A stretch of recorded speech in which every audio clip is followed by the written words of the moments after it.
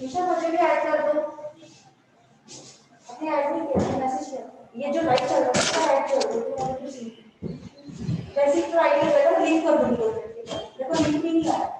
Okay आगे करो, आगे करो। क्या पर्पस कर रहे थे, दिख रहे हैं? हाँ चलो पढ़ो। Declares basic type of government and policy which is to be established in India. ठीक है, बेसिक टाइप ऑफ गवर्नमेंट कौन सी स्टैब्लिश होनी है बता रहा है हमारा प्रेम्बल। चेक किया आपने कैसी थी? डेमोक्रेटिक थी, रिपब्लिक थी, सब कुछ पढ़ा कि किस तरह की गवर्नमेंट होगी। आगे Throws light on the source of the constitution that we the people of India से स्टार्ट हो रहा है। ये हमने we the people कहाँ से लिया है? कौन बताएगा we the people कहाँ से अडॉप्ट किया है ये wording? common laws, the British, Africa. UN charter के प्रेम्बल से, यूएन चार्टर भी यहीं से स्टार्ट होता है, we the people से। वहां पे ये वर्ड नहीं है we the people of India, we the people से ही शुरू होता है, वहां से हमने ये अडॉप्ट किया है। आगे पढ़ो।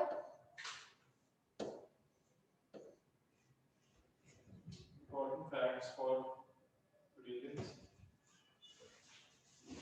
क्या है? Constitution 42nd Amendment. करो इधर से पहले उधर। Constitution 42nd Amendment added the term socialist, secular and integrity. तो प्रेम्बल जो हमने भी पढ़ा वो ओरिजिनल में ऐसा नहीं था, उसमें ये तीन वर्ड बाद में ऐड किए गए हैं। पता होना चाहिए कौन से वर्ड बाद में ऐड किए हैं, सोशलिस्ट, सेकुलर एंड इंटेग्रिटी। ठीक है, कौन सी अमेंडमेंट से ऐड किए गए ये पता होना चाहिए। 42nd constitutional amendment. आगे According to the Supreme okay, कौन सी अमेंडमेंट को मिनी कॉन्स्टिट्यूशनल अमेंडमेंट भी बोलते हैं? 42nd amendment. बिल्कुल सही, क्योंकि इसको इसलिए बोलते हैं जितने भी इंपॉर्टेंट चेंजेस बहुत सारे इसमें हुए हैं। पूरा का पूरा कॉन्स्टिट्यूशन जो है काफी जो उसमें चेंजेस है वो इस 42nd अमेंडमेंट से आए हैं। आगे बढ़ो, इसीलिए इसको क्या बोलते हैं? मिनी कॉन्स्टिट्यूशनल अमेंडमेंट भी बोलते हैं। आगे According to the Supreme Court, preamble provides for social, economic and political justice to हमने पढ़ लिया, पढ़ी ना प्रेम्बल की वर्डिंग पढ़ाई मैंने आपको। जस्टिस प्रोवाइड करना इसका काम है, हमारा ऑब्जेक्टिव है। और किस तरह का justice? Social, economic and political all. आगे establish an alien social order which is further elaborated in the direct principles. ठीक है, आगे However, Supreme Court in Keshwananda Bharti versus the Union of India reversed Birubari judgment and declared the preamble is part of the Constitution and the Constitution should be. Excuse me, ma'am. Can I ask something, ma'am? Okay, पूछिए आप पूछिए। Ma'am, actually, ma'am, I read the topic that there is mentioned the current affairs class, but ma'am, here the class is going on of polity. So, ma'am, are we further discuss the class of current affairs, or this class may remain the class of polity? Current legal affairs जो है वो भी discuss करेंगे और polity के जो dynamics है dear वो भी इसमें डिस्कस हो रहे हैं। पॉलिटी के इक्वालिटी एंड गवर्नेंस में ये है ना आपके सिलेबस में। Yes, ma'am. Thank you so much, ma'am. So this is combined class for both legal affairs and dynamics of polity and governance. आगे पढ़ो। Supreme Court also held that preamble is not a source of power nor a source of limitations. यहाँ से पढ़ना start करो। Supreme court in Kesavananda Bharati versus the Union of India reversed Birubari judgment and declared the preamble is part of the preamble part of constitution है कि नहीं, इस पे बहुत कंफ्यूजन थी उस टाइम पे। तो री बेरोबरी का केस हुआ था, उसमें बोला था नहीं है, बट केशवानंद भारती के केस ने री बेरोबरी के केस को ओवररूल कर दिया और कहा प्रीएम्बल भी as much part of the constitution है। ठीक है, आगे And the constitution should be read and interpreted in the light of the grand noble vision expressed in the preamble. ठीक है, आगे तो पूरे कॉन्स्टिट्यूशन को कैसे इंटरप्रेट करना है? In the light of the preamble. ठीक है, आगे. Supreme Court also held that preamble is not a source of power, not a source of limitations. आगे. Preamble ये सोर्स ऑफ पावर नहीं है, ना सोर्स ऑफ लिमिटेशन है. क्या ये कुछ अलग पावर कॉन्फर कर रहा है? नहीं, ये तो बता रहा है कि हम we the citizen, we the people of India अपने आप पे इनेक्ट करें constitution and we will try to provide this and this. ठीक है, ये कुछ चीज कॉन्फर नहीं कर रहा है, ना ही कुछ चीज ले रहा है, ना ही कोई पावर्स पे, राइट्स पे, फ्रीडम्स पे, ना ही कोई लिमिटेशंस लगा रहा है. वो आगे आपके आर्टिकल्स में आएंगे, राइट्स, फ्रीडम, उस पे क्या क्या रिस्ट्रिक्शंस लगी हैं. आगे पढ़ो. Preamble to UN Charter also starts with "We the people of the United Nations." बता चुकी हूँ मैं, यूएन चार्टर का जो है वो उसका प्रेम्बल भी ऐसे ही स्टार्ट होता है, वी द पीपल से. ओके, आगे. Union states and union territories. Union territories status for JK, JNK. हाँ जी, क्या हुई है रिसेंट डेवलपमेंट? बता देना स्टेटस. अब ये क्या बन चुका है? यूनियन टेरिटरी बन चुकी है. पढ़िए इसको. अब ये इंडिया का पार्ट है, as much part of India है ये. पढ़ो ये. हम पहले पढ़ते थे, this law applies on whole of India except the state of Jammu and Kashmir. अब ये भी उसमें इंक्लूडेड है. अब ये स्टेट नहीं है, क्या है? यूनियन टेरिटरी है. पढ़ो, यहाँ से पढ़ो. The government announced its intention to restore full statehood to JNK. तो स्टेटहुड जो है वो क्या कर दिया? दे दिया उसको एट एप्रोप्रिएट टाइम पे. Restoration of statehood will occur under Article 3 of the Indian Constitution. Article 3 किसकी बात करता है? Formation of new states. कोई ऑल्टर करनी हो बाउंड्रीज, न्यू स्टेट्स बनानी हो, यूनियन टेरिटरीज की उनके एरियाज ऑल्टर करने हो, ये पावर दिया हमारे पार्लियामेंट को. आगे. Article 370 invoked by government. ये आर्टिकल 3 पढ़ लीजिए एक बार, ये आपको याद होना चाहिए, पर पूछ सकते हैं किससे डील करते हैं. Article 3 of the Indian Constitution empowers the Parliament to form new states or union territories, alter areas, boundaries, or means of the existing state or union territory. Okay, article 370 revoke हो गया. Government of India, through a presidential order of 2019, issued under Article 370, handed the special status. Special status पहले दिया हुआ था Jammu and Kashmir को, वो revoke कर लिया. ओके, आगे. पर कौन से ऑर्डर से किया? ये ऑर्डर याद होना चाहिए, 2019 का प्रेसिडेंशियल ऑर्डर. आगे.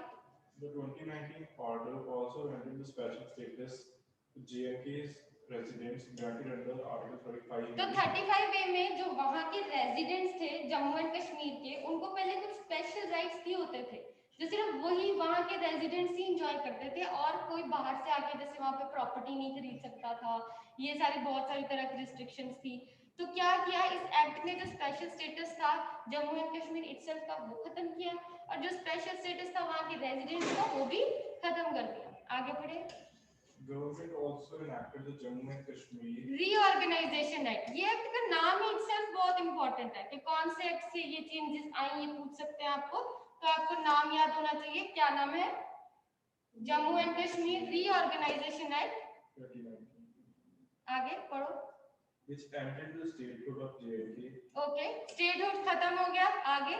and converted the state to two union इस territories. स्टेट को ब्रेक करके 2 यूनियन टेरिटरीज में उन्होंने बना दिया है. एक Jammu and Kashmir union territory बन गई और दूसरी Ladakh.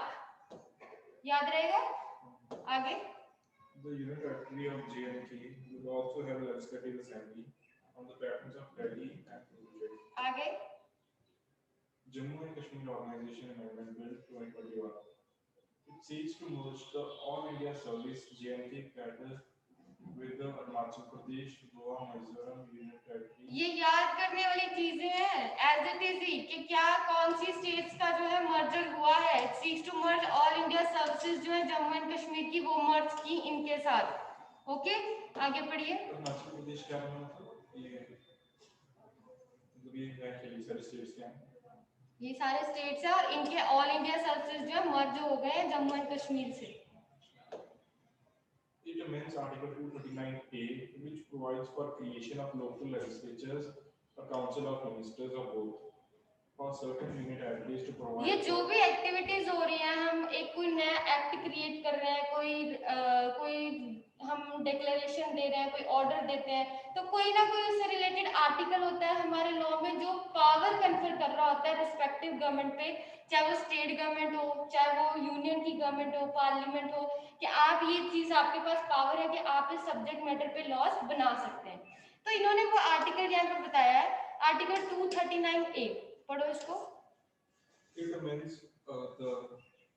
It amends Article 239A, which provides for creation of local legislatures or council of ministers or both for certain union territories to provide the legislative assembly for duty of Jammu and Kashmir.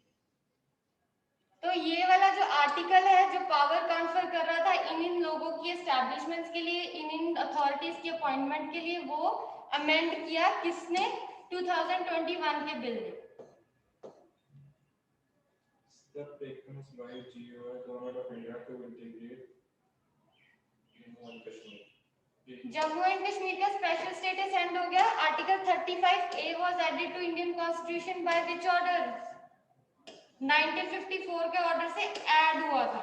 Okay, और अब क्या है? 35A apply to permanent residents पे apply होता है। बताया था मैंने आपको, परमानेंट जो वहां के रेजिडेंट्स हैं उनको कुछ स्पेशल स्टेटस दिया हुआ है। पढ़ो यहाँ से। Article 35A apply to the permanent residents of the state Jammu and Kashmir. Article 35A conferred special rights to the permanent residents permanent residents. in the following areas. First, employment under the state government. Second, acquisition. Employment के regarding state government के जो कुछ rules ऐसे हैं कि वहीं के लोगों को उसमें प्रेफरेंस दी जाती थी, वहीं के लोगों को अपॉइंट किया जाता था।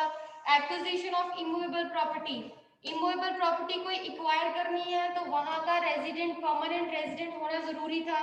तो ये जो एरियाज हैं इसमें स्पेशल राइट्स कुछ दिए गए थे सिर्फ किन लोगों को? जो वहां के परमानेंट रेजिडेंट्स हैं। आगे Settlement in the state, right to scholarships.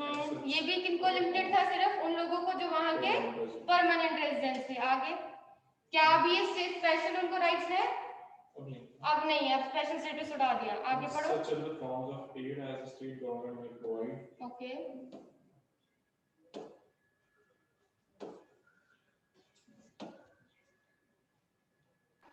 Excuse me, ma'am.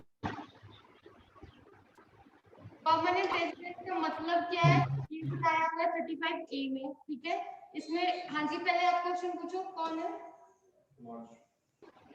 Ma'am, suppose if we annex any other country, so ma'am, then ma'am, under which article we can declare it as a state of India? जब आप add कर रहे हैं, देखो आपका article 3 जो है वो तो बात करता है जब न्यू स्टेट्स बना रहे हो बाय मेकिंग लॉ, ठीक है। अब ये एडिशन की जो बात कर रहे हैं ये नोटिफिकेशन से होती है, नोटिफाई करते हैं हम ऑफिशियल गैजेट में। ओके,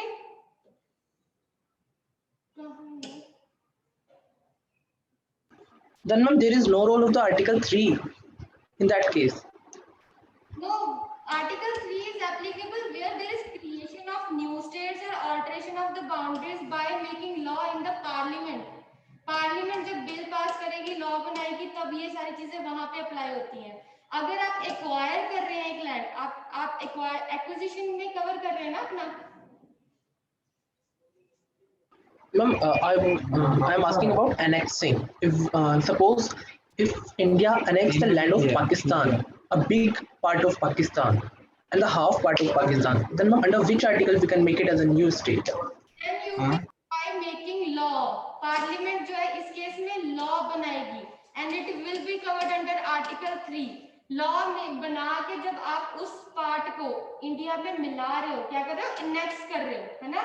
तो वो नया एक टेरिटरी आपके पास आएगा, उस टेरिटरी का नया नाम दोगे जिसमें अब वो वाला पार्ट भी होगा जो ऑलरेडी था, और जो इनेक्स किया वो भी उसका पार्ट बन जाएगा। तो ये कैसे होगा? पार्लियामेंट इसमें लॉ बनाएगी ना, और वो पार्लियामेंट लॉ बना के नया स्टेट वो क्रिएट कर रही है, एनेक्सचर वाला इंक्लूड कर रही है बीच में। तो ये आर्टिकल 3 में आपको नोटिफाई करेगा पार्लियामेंट कि ये लॉ बना के कि ये नई स्टेट ये है, इसकी टेरिटरी ये है, और इसके जो टेरिटरी में जो एरिया कवर हो रहा है वो ये है। Okay,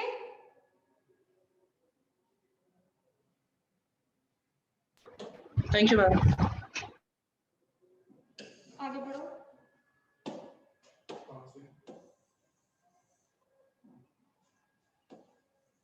The term. The term permanent resident as per Article 35 has been replaced by a domicile of Union Territory of Jammu and Kashmir as per an order of the Ministry of Home Affairs. ठीक है. Permanent resident word जो है वो कैसे replace हो गया था? Domicile of union territory of Jammu and Kashmir से रिप्लेस हो गया. तो परमानेंट रेजिडेंट्स की वहां पे जब स्पेशल स्टेटस ही नहीं उनको दिया तो ये वर्ड हटा के उन्होंने क्या कर दिया? Domicile of union territory of Jammu and Kashmir. आगे.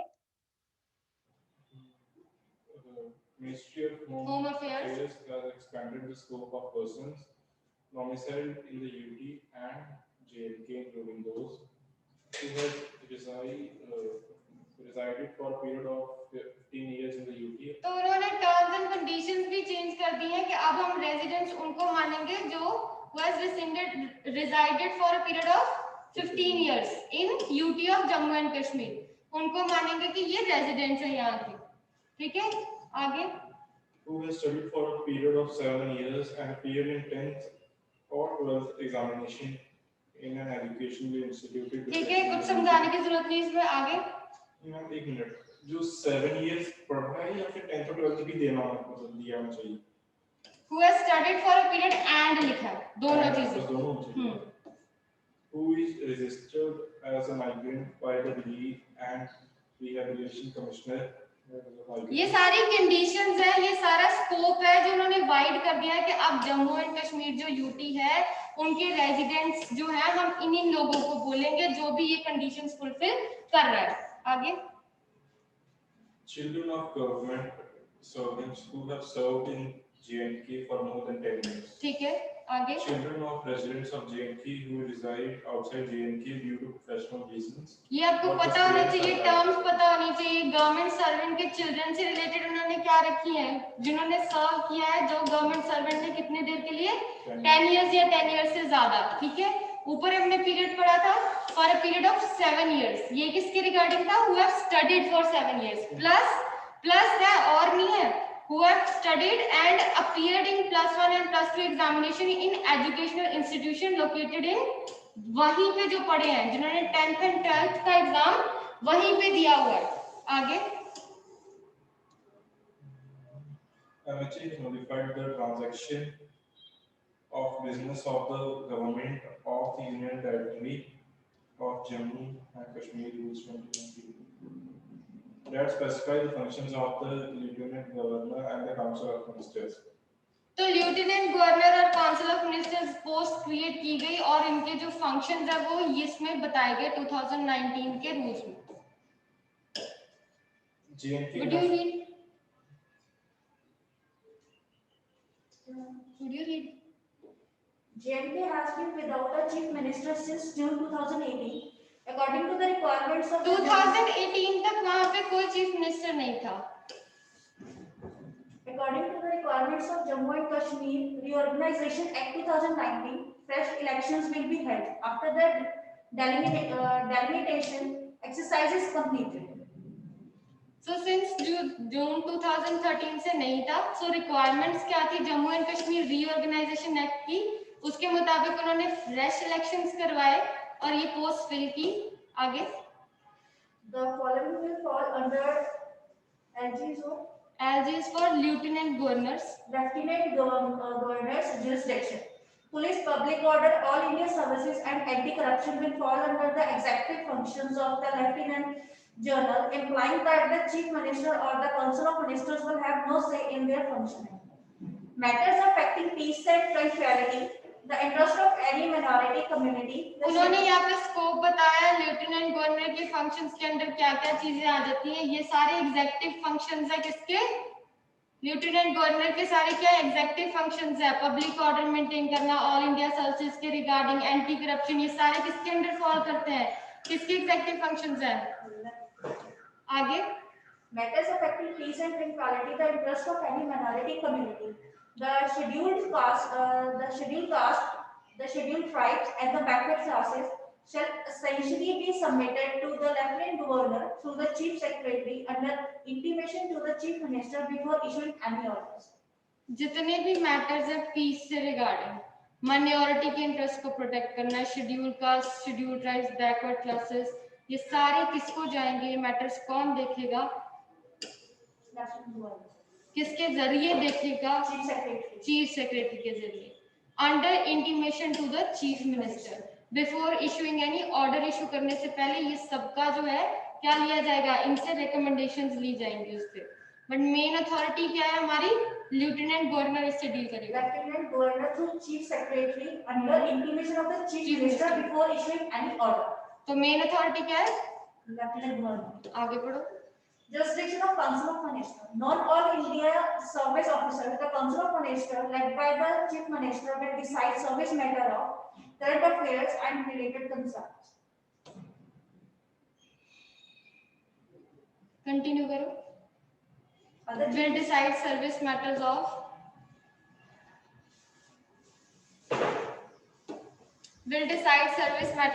all India services के मैटर्स। ये जितनी भी चीजें यहाँ पे दी हैं ये कैसे डिसाइड होंगी? ये नॉन ऑल इंडिया सर्विस के ऑफिसर्स जो है काउंसिल ऑफ मिनिस्टर्स डिसाइड करेंगे। ओके, अथॉरिटीज बेसिकली याद रखनी है कि कौन सा एरिया किसके जुरिस्डिक्शन में आ रहा है, किन मैटर से कौन डील करेगा, ये याद करने वाली चीज है, ज्यादा समझाने वाली तो है नहीं। In cases of difference of opinion between Council of Ministers and LG Lieutenant General के डिसीजन में अगर डिफरेंस होता है तो उस टाइम पे जो है कैसे ये डिफरेंस जो है रिजॉल्व करना है। पहले तो ये डिफरेंस तो डिसीजन कैसे लिया जाएगा? कहते हैं डिसीजन जो है लेफ्टिनेंट गवर्नर का वो फाइनल है। If the matter is not resolve with in 30 days में अगर रिजॉल्व नहीं होता, कैसे डिसीजन पे आना है वो ये स्टेप है। If matter not resolve, LG can refer such matter to the council of ministers को रेफर कर सकता है कि आपकी से इस पे क्या है। अगर डिफरेंस ऑफ ओपिनियन परसिस्ट कर रहा है तो council of ministers shell convey it's decision not later than 15 days from the date when the matter was referred to the lieutenant general। तो उन्होंने क्या करना है? 15 दिन के अंदर अंदर जो उनका से है उस चीज पे वो बताना है किसको? लेफ्टिनेंट जनरल को। किसने? काउंसिल ऑफ मिनिस्टर ने। ओके, टाइमिंग याद करनी है, 15 दिन के अंदर अंदर उन्होंने नोटिफाई करना है कि क्या डिसीजन है। And in case no such decision is received within 15 days में कुछ पता नहीं लगता काउंसिल ऑफ मिनिस्टर्स का क्या से है इस चीज पे, तो from the date of such reference by lieutenant general the decision of lieutenant general, lieutenant general ने रेफर करना है डिसीजन लेने से पहले काउंसिल ऑफ मिनिस्टर्स को, और काउंसिल ऑफ मिनिस्टर्स ने अपना डिसीजन इंटीमेट करना है लेफ्टिनेंट गवर्नर जनरल को 15 डेज में। मान लो 15 डेज में कुछ वो ना नहीं बताते, ना उनकी यस है ना उनकी नो है, तो इन दैट केस में लेफ्टिनेंट गवर्नर खुद डिसीजन ले सकता है और वो जो भी डिसीजन लेगा वो फाइनल होगा and shall be deemed to have been accepted by the council of ministers पे भी वो बाइंडिंग होगा इस केस में। नेक्स्ट है reference to central government in case of difference of opinion. In case of difference of opinion between lieutenant general और council of ministers, पहले हमने बता दिया डिसीजन लेना कैसे है। अब इनकी जो ओपिनियन है मैच नहीं करती है तो उस टाइम पे क्या होगा? जो लेफ्टिनेंट जनरल है shall refer the matter to the central government को रेफर कर देते हैं matter for the decision of the president के डिसीजन के लिए and shall act according to the decision of the president, और उस टाइम पे प्रेसिडेंट जो बोलेगा फिर डिसीजन उस हिसाब से लिया जाएगा। मतलब अगर डिफरेंस ऑफ ओपिनियन होता है किसमें लेफ्टिनेंट जनरल के ओपिनियन में एंड काउंसिल ऑफ मिनिस्टर्स के ओपिनियन में, तो फाइनल से किसकी है? प्रेसिडेंट की है। So now the President of India will have the final say on matter over which difference may arise between Lieutenant General and Jammu and Kashmir की Council of Ministers में जो opinion है final say उस पे President की है।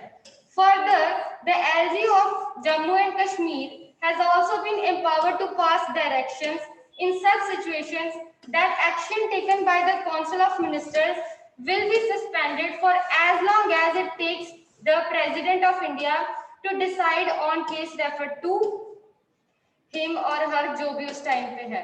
तो इसमें उन्होंने क्या बताया कि जब तक उस पर फाइनल डिसीजन प्रेसिडेंट उसकी नहीं आ जाती प्रेसिडेंट की, तो उस टाइम तक ये मैटर जो है सस्पेंडेड ही रखा जाएगा। बस ये चीज इसमें अभी तक याद होनी चाहिए आपको कि अगर डिफरेंस ऑफ ओपिनियन है तो किसके पास जाएगा, who is the authority who has final से, president. Communication with center on important matters. The rules state that any matter which is likely to bring the government of the union territory into controversy with the central government or with any state government shall be brought to the notice of the Lieutenant General and the Chief Minister by the secretary concerned through the Chief Secretary.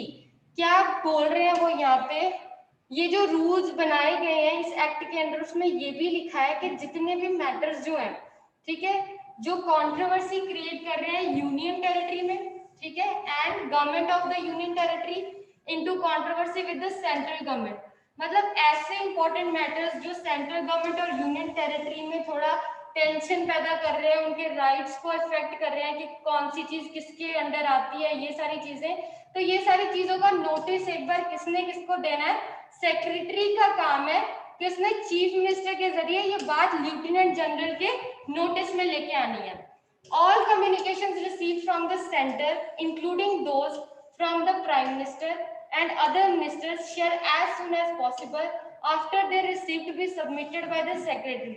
So this is the procedure कि ये जो notify करनी है हमने चीजें जिस पे controversy है सेंट्रल गवर्नमेंट की और यूनियन टेरिटरी के गवर्नमेंट की, ये कैसे नोटिफाई करेगा सेक्रेटरी, लेफ्टिनेंट जनरल तक कैसे लेके आएगा। कहते हैं जितनी भी कम्युनिकेशंस हैं फ्रॉम द सेंटर से जो रिसीव की हैं including those from prime minister से जो आई हैं and other ministers shall as soon as possible, जब उनकी रिसीप्ट होगी तो ये सारा चीजें किसको बतानी है, सेक्रेटरी। ये सारी चीजें, ये सारी कम्युनिकेशंस जो सेंटर से आई है, ठीक है, किससे आई है, प्राइम मिनिस्टर से आई है, अदर मिनिस्टर से आई है, ये सारी कम्युनिकेशंस किसको बतानी है, सेक्रेटरी ने आगे ऊपर लेफ्टिनेंट जनरल को बतानी है, ठीक है। पहले वो क्या बताएगा, स्टेप्स है, पहले किसको बताएगा, chief secretary, minister in charge, chief minister and LG, okay.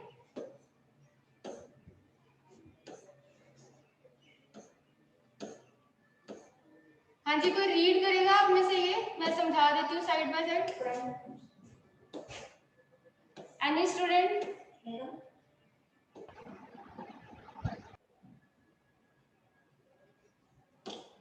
हाँ जी, कोई भी ऑनलाइन? Yes, ma'am. पढ़ दीजिए।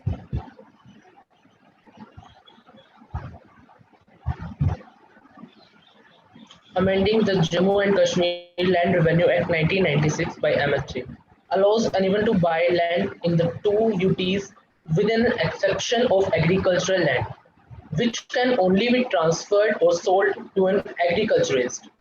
The government, however, okay, point wise हम पढ़ते हैं। देखो इसमें क्या लिखा था, Jammu and Kashmir land revenue act जो है 1996 का, उसको भी अमेंड किया, ठीक है। तो इसमें अमेंड करके क्या किया गया कि अब जो पहले एक्सेप्शन थी कि वहां पे बाहर के जो बाहर से जो आए लोग हैं वो नहीं लैंड एक्वायर कर सकते, अब वो हटा दी। अब वर्ड या क्या इसमें आ गया, anyone to buy the land in the two UTs में कोई भी खरीद सकता है। हाँ जी, कौन से दो यूटीज की बात हो रही है? Jammu and Kashmir and Ladakh. Very good. Exception दी हुई है फिर से एग्रीकल्चर लैंड की, कि एग्रीकल्चर लैंड अभी भी नहीं, ठीक है, which can only be transferred और सोल्ड टू एन एग्रीकल्चरिस्ट। आगे पढ़ो। नंबर जिनकी लैंड ऑलरेडी थी वहां, वो उनकी रहेगी, वहां पे जो स्पेशल जो रेजिडेंट्स हैं, ठीक है, परमानेंट रेजिडेंट्स की जो डेफिनेशन, उनके पास ऑलरेडी लैंड है तो वो उन्हीं की रहेगी। जो बाहर से आए थे विजिटर्स, उन्होंने लैंड ली वहां। उस टाइम पे लैंड ले ही नहीं सकते थे, इससे पहले अगर लॉज ऐसे थे कि आप नहीं एक्वायर कर सकते थे, फिर वो उन्होंने कैसे ले ली। हाँ जी, आगे कंटिन्यू करें। The government, however, can authorize an agriculturist to alienate land to a non-agriculturist for sale, gift, and exchange. ठीक है, एक कंडीशन उन्होंने लगा ली। हाउएवर गवर्नमेंट ने क्या कहा कि authorise, however the government however can authorise, कहते हैं यहाँ पे पार्टीज जो है टू इंडिविजुअल आपस में ऐसे नहीं कर सकते कि ये मेरी एग्रीकल्चर लैंड है तो मैं ये ट्रांसफर कर देता हूँ या ये एक्वायर कर लेता है कोई और पर्सन आके, नहीं, ऐसे नहीं हो सकता। उसमें क्या होगी, गवर्नमेंट की इन्वॉल्वमेंट होगी। गवर्नमेंट कैन ऑथराइज कर सकती है एक एग्रीकल्चरिस्ट को कि आप अपनी लैंड एलिनेट कर सकते हो, किस पर्पस के लिए, नॉन एग्रीकल्चर पर्पस के लिए।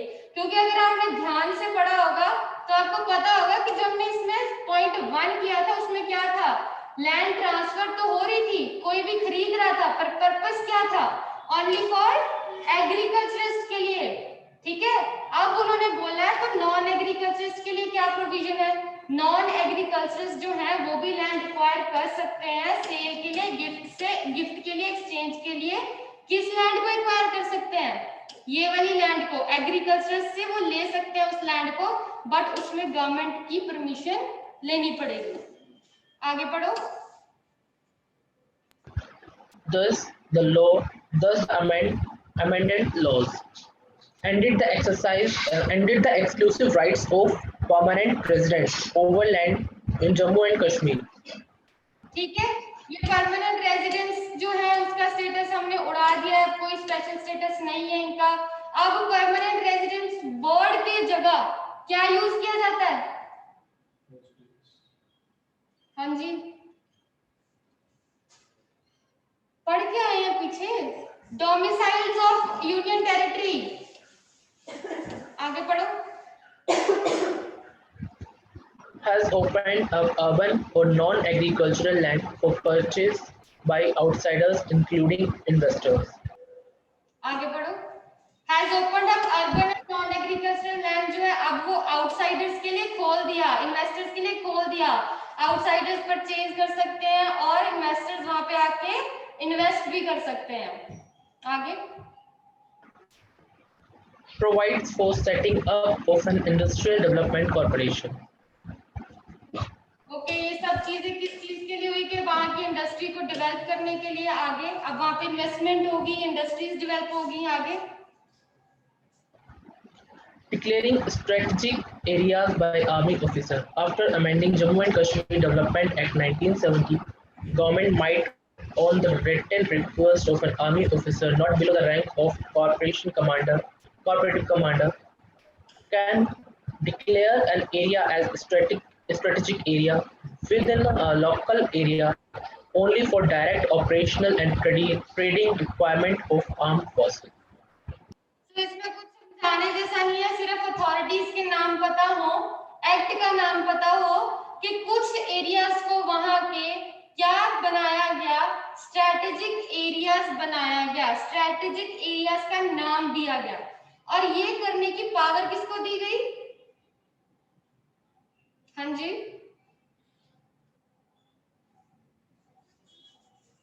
कौन कर सकता है, ये गवर्नमेंट, वहां की गवर्नमेंट डिक्लेयर कर सकती है एरिया को टू बी स्ट्रेटेजिक एरिया।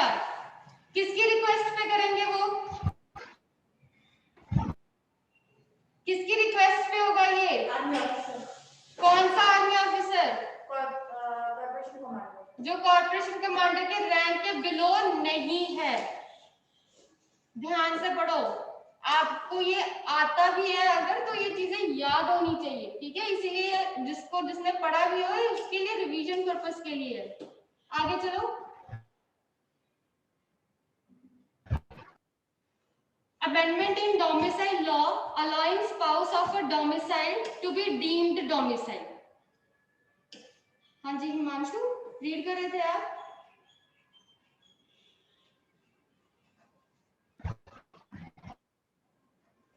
चलो आप पढ़ दो। This was earlier applied only to children of central government officials posted in J&K for a total period of 10 years who are also eligible as domiciles.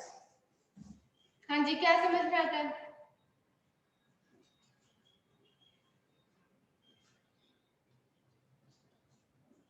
कुछ नहीं समझ में आता। डोमिसाइल लॉज में भी जो है अमेंडमेंट की गई, कहते हैं देखो ध्यान से पढ़ो, this was earlier applied only to children of central government officials posted in Jammu and Kashmir for total period of 10 years। अब अमेंडमेंट कर दिया, अभी इसमें रूल्स बदल गए हैं। Jammu and Kashmir industrial development corporation has been set up under the rules. If the corporation is unable to acquire land, the government could invoke the provisions of the Right to Fair Compensation Act and acquire the land on behalf of the corporation। ये बताया कि अब वहाँ पे जो land acquire कर सकते हैं और अगर कुछ उनको फेयर प्राइसेस की दिक्कत होती है तो कौन से एक्ट में जाके वो इसके रिगार्डिंग कर सकते हैं, रेमेडी ले सकते हैं, fair compensation act, right to fair compensation act. ये एक्ट का नाम अंडरलाइन कर लो जहाँ पे भी आपके पास नोट्स है। हाँ जी आगे पढ़ो।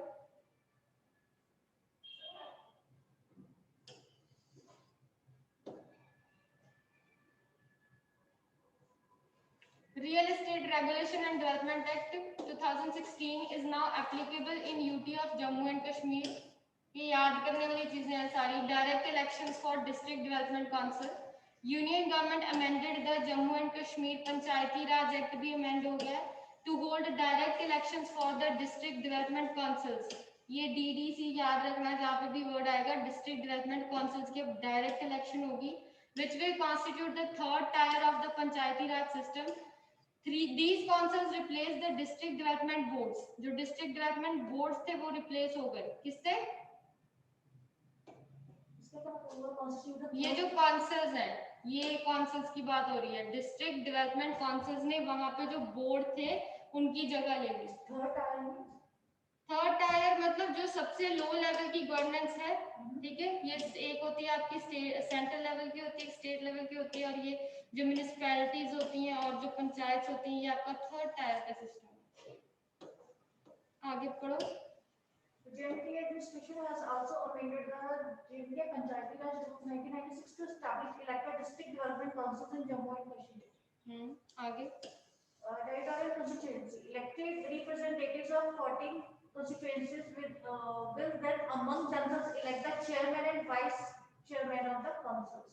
कुछ समझाने की जरूरत तो नहीं, वो अपने आपस में पहले क्या होंगे, 14 कॉन्स्टिट्यूएंट्स के रिप्रेजेंटेटिव्स बनेंगे, फिर अपने में से वो अपना एक चेयरमैन और वाइस चेयरमैन अपॉइंट कर लेंगे। ये कौन से काउंसिल्स के बारे में बात हो रही है?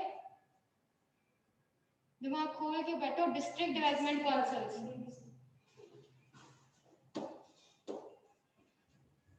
पढ़ो आगे। Jurisdiction of DDC entire district except municipalities or municipal corporation। बस ये चीजें याद होनी चाहिए, पढ़ो इसको एक बार। Term of DDC is 5 years। Reservation allowed for SC, ST and women।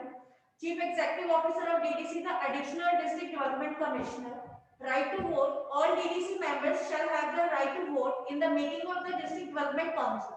Exception: MLAs will have no voting rights in the case of election or removal of the chairperson or vice chairperson। ठीक है, कुछ इसमें समझाने जैसा नहीं है, questions पूछ लेते हो। इसकी जुरिस्डिक्शन क्या है डिस्ट्रिक्ट डेवलपमेंट कॉर्पोरेशन की? जो हमारे ये है, तो क्या बोलेंगे इसमें, क्या आता है इसकी जुरिस्डिक्शन में? सारी डिस्ट्रिक्ट आएगी, क्योंकि किससे डील कर रही है ये? डिस्ट्रिक्ट डेवलपमेंट कॉर्पोरेशन वर्ड ही बता रहा है कि डिस्ट्रिक्ट की सारी डेवलपमेंट इनके अंडर है।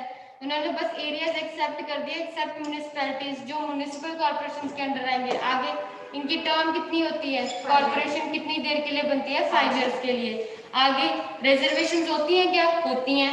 SC, ST और वुमेन के लिए रिजर्व्स की हैं यहाँ पे सीट्स। आगे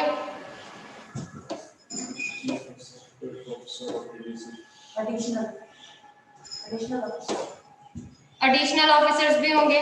आगे राइट टू वोट है, सबके पास है? DDC members के पास। DDC मेंबर्स के पास है। आगे Exceptions, MLA and no right vote। ठीक है, MLAs को नहीं होगा, बट वो सिट कर सकते हैं वहां पे। फिर एक्सेप्शन है कि उनको वोटिंग राइट्स नहीं दी जाएंगी। वोटिंग राइट्स किनको है? सिर्फ मेंबर्स को है वोटिंग राइट, DDC के मेंबर्स को। आगे In the case of election or removal of the chairperson। MLA नहीं। MLA नहीं। हाँ जी आगे Need for Jammu and Kashmir Panchayat Raj Act 1989, Constitution 73rd and 74th Amendment, which created panchayats and municipalities, were not So applicable. 73rd Constitutional Amendment से क्या हुई है create? Panchayat और 74th से municipalities were not याद आना चाहिए. were not applicable to J&K because of Article 370. Article 370 से के कारण ये उस पे अप्लाई नहीं हो रही थी क्योंकि हमने क्या दिया था 370 में स्पेशल स्टेटस दे रखा था ना आगे. Hence, the Jammu and Kashmir Panchayat Raj Act 1989 was enacted to create local bodies and also provide for their. But क्या अभी उस पे अप्लाई होता है? होएगा.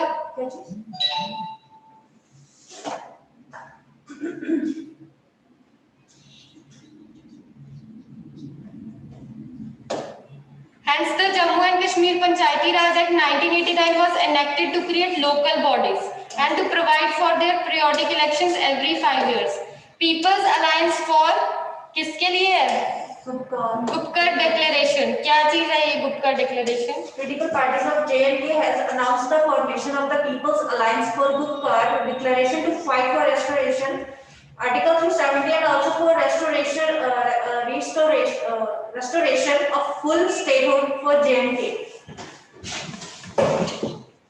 About Gupkar declarations, the coming together of the rival regional parties is a strange and significant, as this is not an electoral alliance but a political meeting point on the status of Kashmir. It is result of the perception that politicals in J&K is a face-off with the center and a reflection of increased Kashmiri alienation from the national mainstream. The members of the alliance have said that taking away statehood was against the federal structure of the constitution. The alliance has adopted. Political meeting हुई, ठीक है? Political meeting point है ये किस चीज पे? Status of Kashmir के status पे उन्होंने अपना ओपिनियन रखा. किन्होंने? लोगों ने अलायंस बनाई किसके लिए? और किस चीज के लिए? ये डिक्लेरेशन क्यों थी? क्या ऑब्जेक्टिव था इसका? आर्टिकल 370 की रेस्टोरेशन और जम्मू एंड कश्मीर को क्या दिया जाए?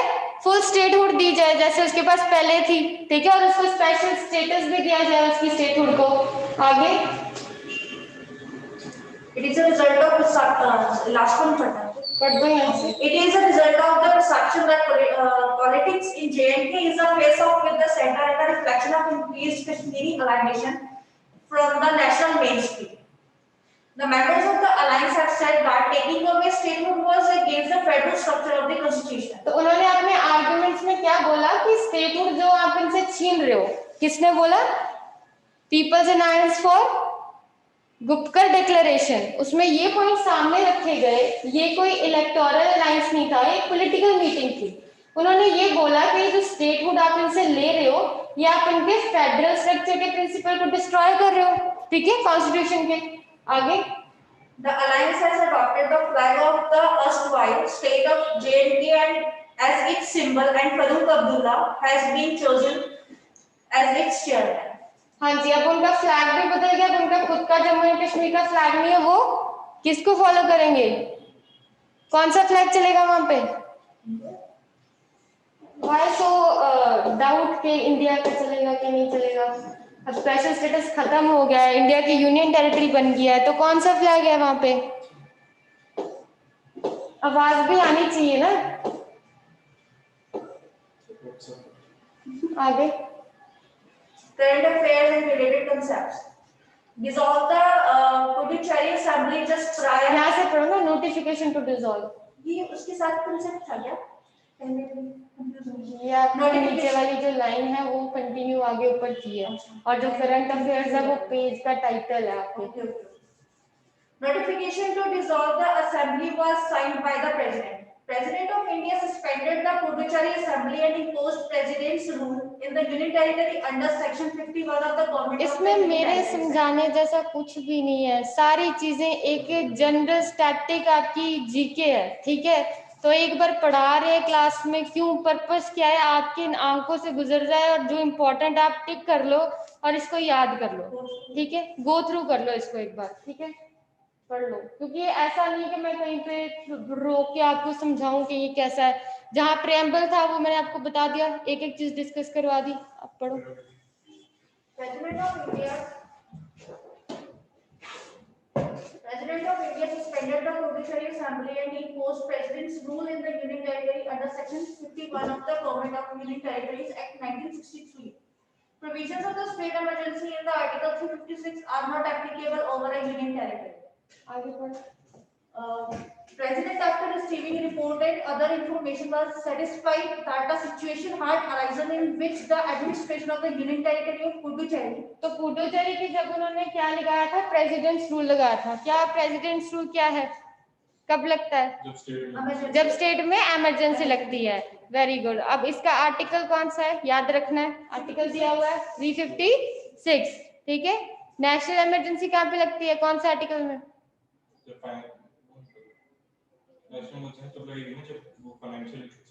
नहीं, फाइनेंशियल सिचुएशन के लिए फाइनेंशियल जो है इमरजेंसी का अलग से आर्टिकल है 360. नेशनल इमरजेंसी का, हाँ जी, national emergency article. Online students Google पे देख के बता देंगे. 352.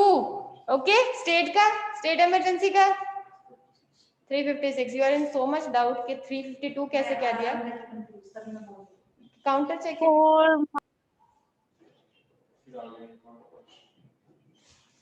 ये अभी तो एडमिट किया था इसको.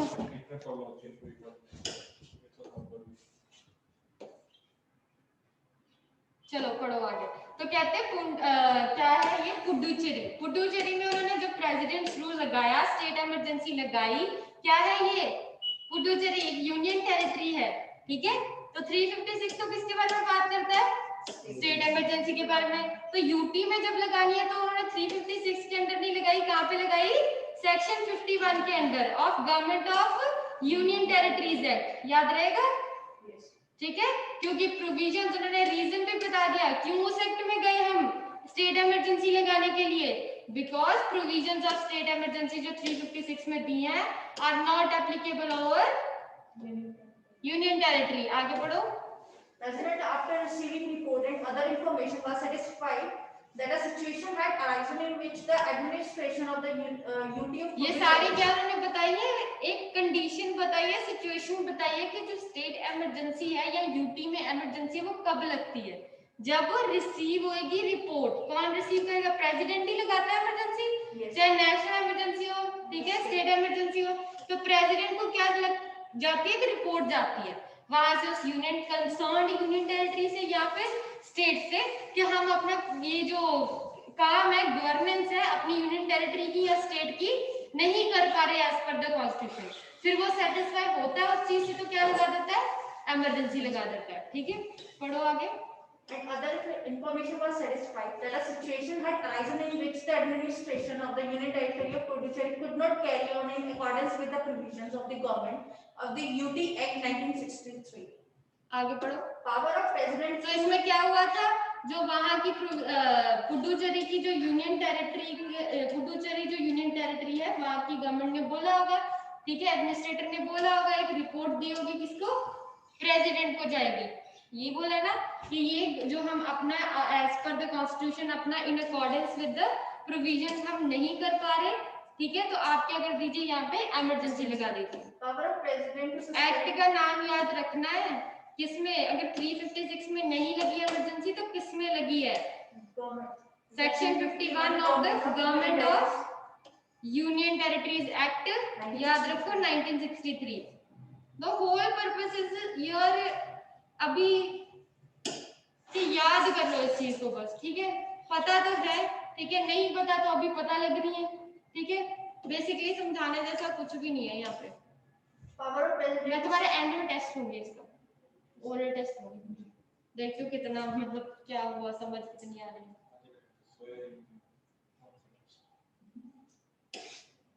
Powers of President to suspend the Legislative Assembly of Puducherry comes from Article 239 of the Constitution of India, which empowers the President to administer the Union Territory of Puducherry. ठीक है. So which article gives the power to President कि Legislative Assembly जो है पुडुचेरी की वो suspend कर दी थी, article 239. ठीक है. Article 239A. आराम से. Creation of local legislatures. Constitution. आप पढ़ दो, कब से पढ़ रही हैं. कोई ऑनलाइन स्टूडेंट्स पढ़ लो। मैं पढ़ लेता हूँ। Article 239A, creation of local legislatures. Constitution 14th Amendment Act 1962 added Article 239A to the Indian Constitution, which provides that Parliament may by law create legislature having council of ministers for the UT of Puducherry. ठीक है, सो पुडुचेरी के लिए उन्होंने article 239A में क्या दिया, power दी है। Parliament जो है क्या कर सकती है, यूनियन टेरिटरी जो है पुडुचेरी की, उसकी क्या एस्टेब्लिश कर देगी, क्या क्रिएट कर देगी, उसके लिए लेजिस्लेचर क्रिएट कर देगी। ठीक है, आगे। Accordingly, Parliament enacted the Government of Union Territory Act 1963 to provide for a legislative assembly. कौन से आर्टिकल के अंदर, किस आर्टिकल के अंदर, जो इसके किस सेक्शन के अंदर government of union territory act 1963 के कौन से सेक्शन के अंदर इमरजेंसी इंपोज की थी पुडुचेरी में? Section 51. Section 51, very good. To provide for legislative assemblies and councils of ministers for certain union territories apart from UT of National Capital Territory of Delhi. तुम्हारे पास देने चाहिए। तुम दोनों के पास होने चाहिए थे बिफोर एंटरिंग द क्लास ना। The Government of Union Territories Act 1963, important provisions. Section 44 of the 1963 Act, Council of Ministers. There shall be a Council of Ministers in each union territory with the Chief Minister. बस ये section नाम याद रखना, section 44 जो है किस act का, 1963। कौन सा है 1963 का एक्ट? पूरा नाम Ma'am, Union Territory Act, Government of Union Territory Act 1963. Okay, thank you. Council of Ministers. Yeah, the right again. There shall be a council of ministers in each union territory with the chief minister. याद क्या रखना, ऊपर लिखा हुआ है title. Title with the chief minister at the end head to aid and advise the administrator in the exercise of his functions. ठीक है, तो क्या बता रहे हैं वो? काउंसिल ऑफ मिनिस्टर्स होंगे हर एक यूनियन टेरिटरी में, चीफ मिनिस्टर होगा उनका हेड, ऐसे ही होता है ना, कोई नई बात तो नहीं पढ़ रहे। ठीक है, एट द हेड, क्यों, क्या करते हैं वो सारे काउंसिल ऑफ मिनिस्टर्स? एड करते हैं, एडवाइस करते हैं, किसको किसको करते हैं, बोलो, चीफ मिनिस्टर को। ठीक है, To the administrator, who is the chief minister. Yes, बिल्कुल सही।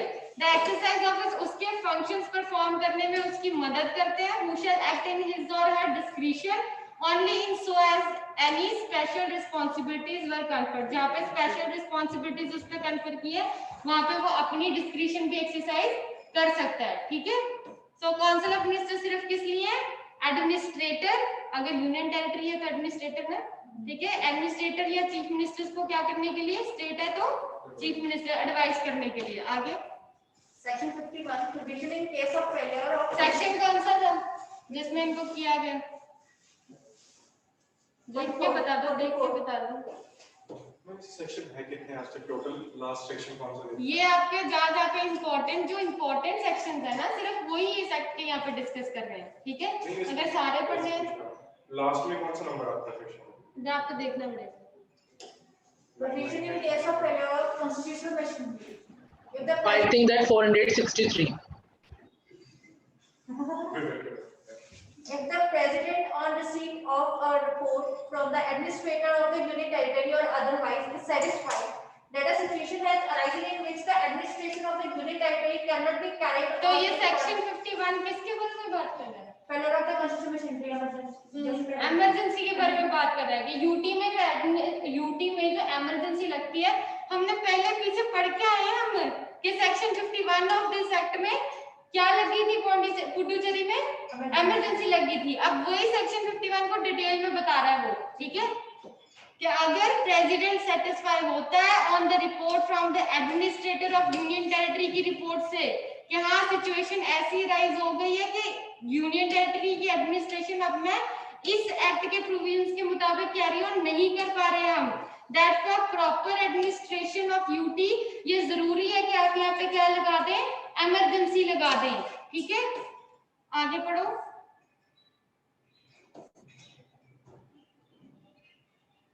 क्या हो रहा ये हैंग हो गया? Excuse me, ma'am. जी बोलो। Ma'am, I have a humble request. Ma'am, can we please proceed to आप the current affairs and stop this lecture, please? ये लेक्चर बंद कर दो, करंट अफेयर्स कवर करें। बड़ा नहीं हो गया? हाँ जी, हिमांशु, ये है ना?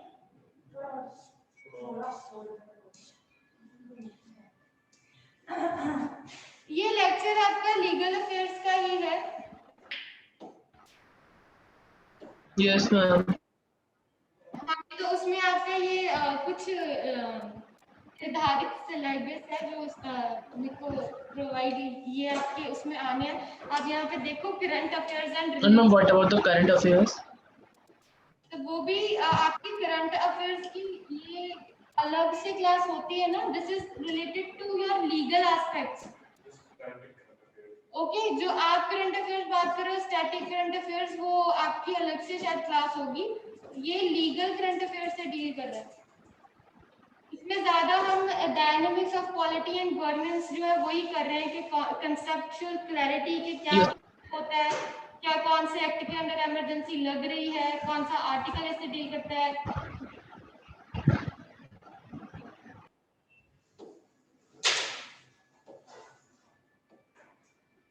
पढ़ो यहाँ से। क्लास 2 बजे तक है, 15 मिनट है। पढ़ो इसको। अच्छा, जूम करना है। तुम्हारे पास नोट्स होने चाहिए थे।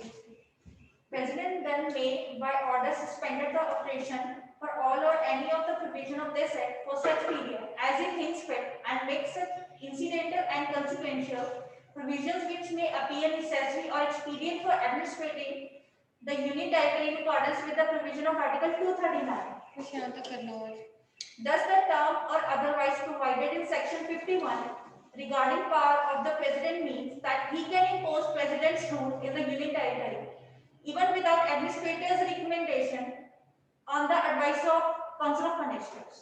तो ये बहुत इंपॉर्टेंट पॉइंट हमें पता लगा है कि अभी तक हम क्या कर रहे थे कि रिकमेंडेशन पे प्रेसिडेंट रूल, ये जो प्रेसिडेंट्स रूल है वो क्या लग सकता है, on the recommendation of the administrator in the union territory, और स्टेट है तो चीफ मिनिस्टर की रिकमेंडेशन पे उसकी रिटर्न रिपोर्ट जाएगी। ठीक है, पर यहाँ पे कैसे वर्ड यूज किया है, और अदरवाइज, मतलब प्रेसिडेंट रूल लग सकता है जब रिकमेंडेशन नहीं भी आई एडमिनिस्ट्रेटर की तो भी। ओके, हाँ जी, क्या किया अभी तक हमने सारा?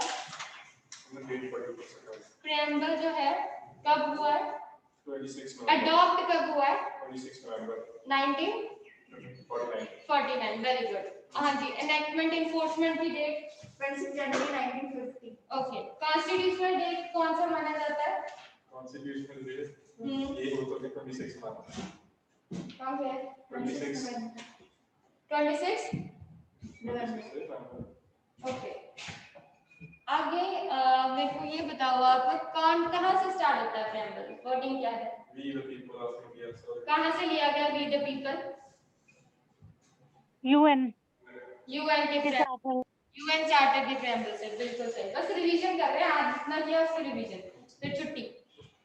ठीक है, आपको नहीं चाहिए आगे? अच्छा, ऊपर करते हैं। यहाँ पे भी स्लाइड के साथ साथ रिवाइज कराएगा आपको। पर्पस क्या था प्रेम्बल का, बताओ। इंट्रोडक्शन। और क्या बताता है? ये तो मतलब it is glimpse of the whole constitution. और कॉन्स्टिट्यूशन की इंटरप्रिटेशन कैसे करनी है in the light of?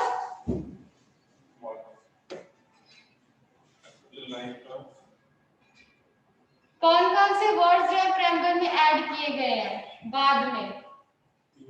3 words थे, देख के नहीं बताना। Socialist, sovereign, and secular. Secular It's not SSS. SSC It's SSI. पहले है इंटेग्रिटी, हाँ जी सोशलिस्ट, आगे सेरेनिटी, सो फिर क्या करेंगे? sovereign and integrity. Sovereignty add किया गया नहीं, सॉवरेंटी पहले से था। तो कौन कौन कौन से हैं? सोशलिस्ट, आगे Secular. Very good, and last is Integrity. By which constitutional amendment? 42nd. ठीक है, Medium. Mini constitutional amendment, very good. 42nd. अच्छा, is preamble part of the constitution? Yes. In the case of Bharati. In case under Bharati's case, what was held in Rebury? What was? उसको overall किया था ना, Overrule किया था। तो रिबेरी में क्या बोला था कि preamble part है कि नहीं है? नहीं है। It is not a source of okay, power. ठीक है। आर्टिकल 3 किससे डील करता है? Making of the new state. Yes, creation ma'am अगर किसी दूसरे स्टेट्स को स्टेट्स में मिलाना हो या फिर उनकी बाउंड्रीज को चेंज करना हो। ये पावर दी किसको हुई है? कौन कर सकता है ये? Parliament. By making parliament laws. Laws, very good.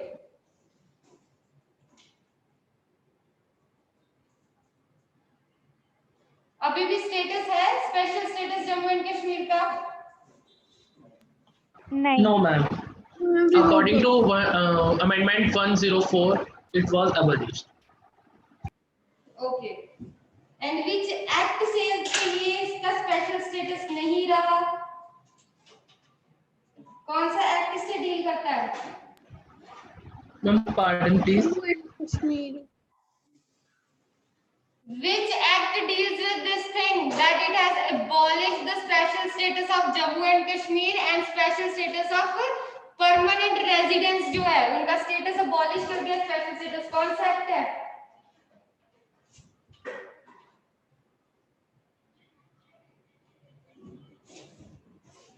किस एक्ट से किया है ये? कौन से एक्ट में है ना ये? Ma'am the Jammu and Kashmir reorganisation act 2019। 2019। और इससे और क्या किया गया है?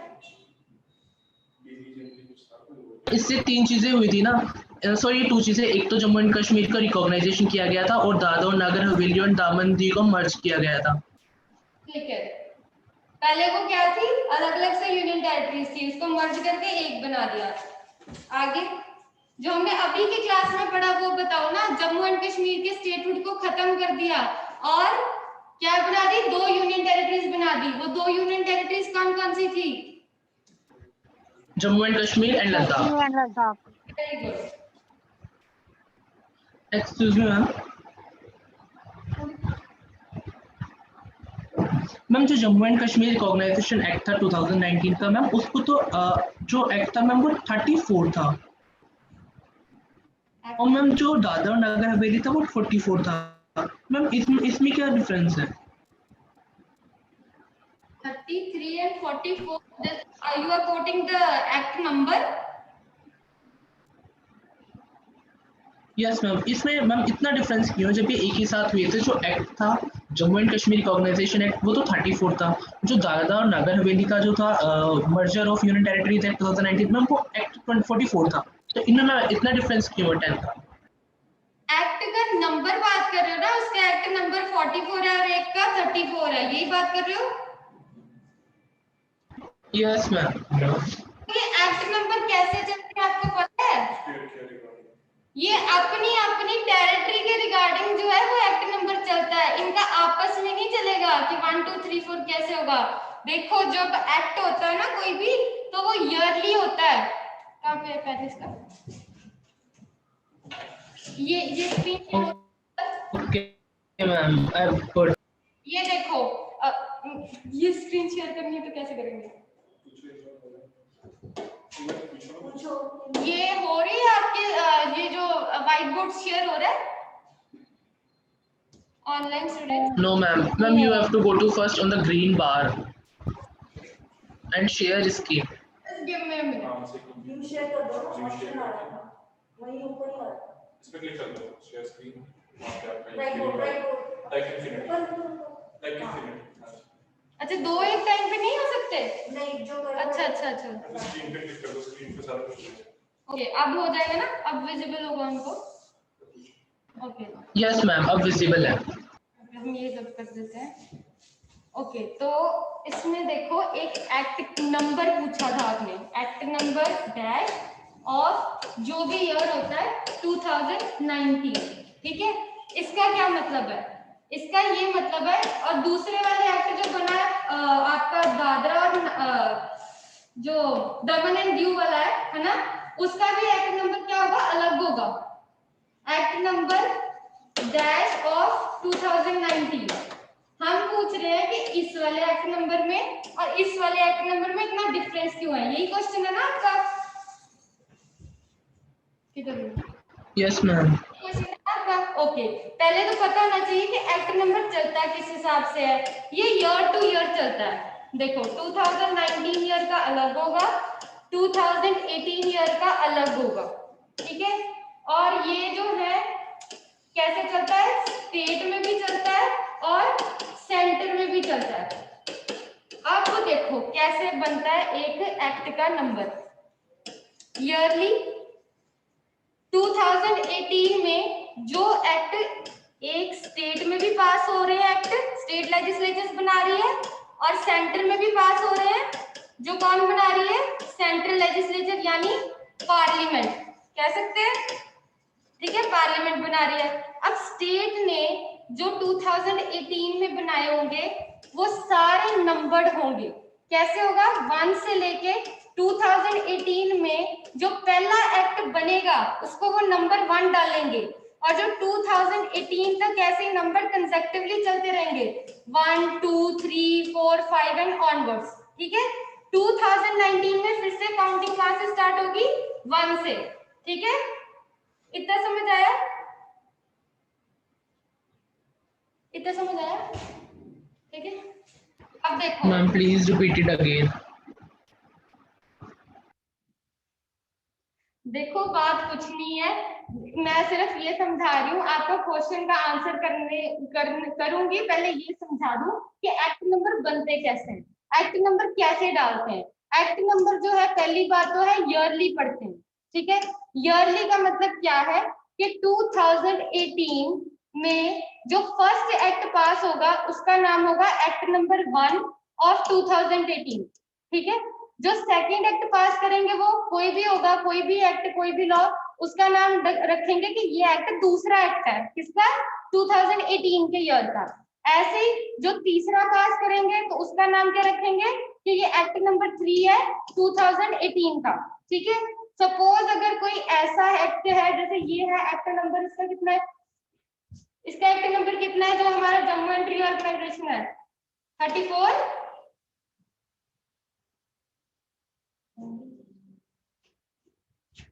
Internet connection is unstable. तो इसका जो भी एक्ट नंबर है, अगर इसका 34 है तो क्या होगा? मानेंगे कि ये एक्ट नंबर जो है वो 34th नंबर पे पास हुआ है, ठीक है। कौन से ईयर का? 2019 का। हाँ जी, am I audible? Yes ma'am, and I got it clearly. Okay, so इसमें डिफरेंस इतना क्यों है? क्योंकि उस दमन एंड दीव का अलग एक्ट नंबर चल रहा है, और ये जो है हमारा 2019 का जम्मू एंड कश्मीर वाला, उसका अलग एक्ट नंबर चलेगा। यानी 2019 में 34th एक्ट पास होने से पहले 33 एक्ट्स ऑलरेडी पास हो गए हैं, और ये 33 कहां से काउंटिंग स्टार्ट हुई है? 2019 से स्टार्ट हुई है, ठीक है। 2019। अब मान लो 2021 में जो एक्ट बना है, ठीक है, वो 2020 में जितने एक्ट बने उसके कंसेक्टिवली मार्क नहीं किया जाएगा कि 69 70 ऐसे चलेगा, नहीं। जब नया साल आ गया, 2021 आ गया, तो इस साल में जो एक्ट बनेगा उसका नाम एक्ट नंबर 1 ऑफ 2021 होगा, ठीक है। ऐसे ही एक्ट बनते हैं उसको ये ऐसे ही जो है स्टेट में भी ऐसे ही चलता है कि स्टेट के जो एक्ट्स हैं उसके भी नंबर अलग से चलते हैं, और सेंटर जो एक्ट पास करती है उसके नंबर अलग से चलते हैं। हाँ जी, क्लियर हो गया? सेंटर के भी ईयरली ही चलते हैं, दोनों के ईयरली चलते यस हैं। Ma'am, thank you so much ma'am. Okay, कहाँ पे थे हम अपना? अब इसको खुद रिवाइज करना, मैं लेक्चर एंड कर रही हूँ, ठीक है? कल क्वेश्चन पूछूंगी इसमें से।